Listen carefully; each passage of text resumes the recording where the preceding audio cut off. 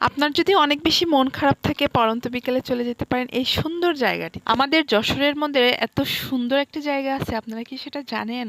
না জেনে থাকলে অবশ্যই সম্পূর্ণ ভিডিওটি দেখতে ভুলবেন না, তাহলে সব কিছু জেনে যাবেন আজকের এই ভিডিওতে। হ্যালো এভরিওয়ান, আসসালামু আলাইকুম সবাইকে। আমি আপনাদের সাথী আপু চলে আসলাম আর একটা সুন্দর একটি ভিডিও নিয়ে। সবাইকে জানাই অনেক অনেক ফুলের শুভেচ্ছা। অনেক দিন আপনারা আমাকে মিস করেছেন, তাই না? আমি জানি, আমি আপনাদেরকে অনেক মিস করেছি। আমি তো একটু অসুস্থ ছিলাম, এই জন্য তেমন একটা ভিডিও বানাইতে পারিনি রেগুলার, সরি। এই যে দেখেন কত সুন্দর ফুল, এই ফুলগুলোর নাম নাকি জারুল ফুল। এই ফুলে ফুলে ভরেছিল এই পার্কটি, তখন আর আসতে পারিনি, কপালে ছিল না। তখন শুধু ভিডিওতে দেখতাম আর আফসোস করতাম, ইস কবে যাব কবে যাব। আর এসে মাত্র এই কয়েকটা ফুলের দেখা পেলাম। ফুলগুলা দেখে মনটা একদমই শান্তিতে ভরে যাচ্ছিল।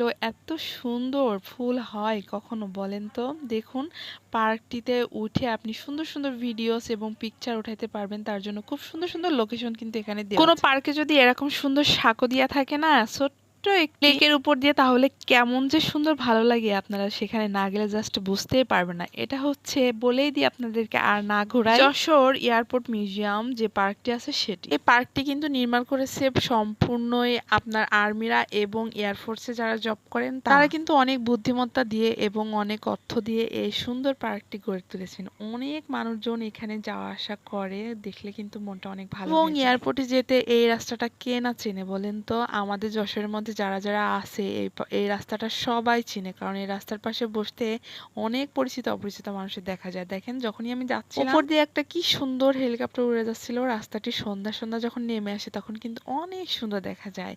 এবং এখানে জারুল গাছগুলা ছিল অনেকগুলা। তো আমি ভাবছিলাম জারুল ফুল কোথায়, তো অসময়ে আসলে কি আর ফুলের দেখা পাওয়া যায় বলুন?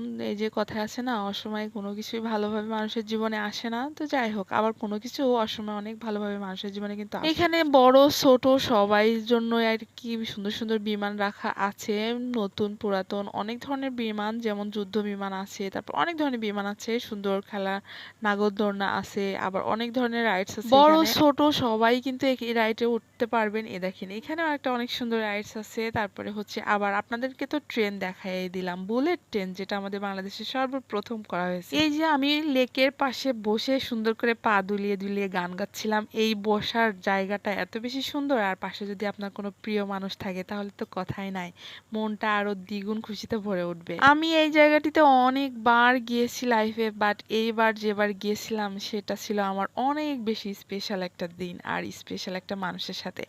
আমার এত বেশি ভালো লেগেছে এই জায়গাটিতে ঘুরে, সেদিন আপনাদের বলে বোঝাইতে পারবো না। যাই হোক, তারপরে ঘোরাফেরা করে আমরা বাইপাস সড়ক ধরে চলে আসি। আর বাইপাস সড়কটা কে না চিনি বলুন তো? এই জায়গাটার কথা আর আপনাদেরকে কি বলবো।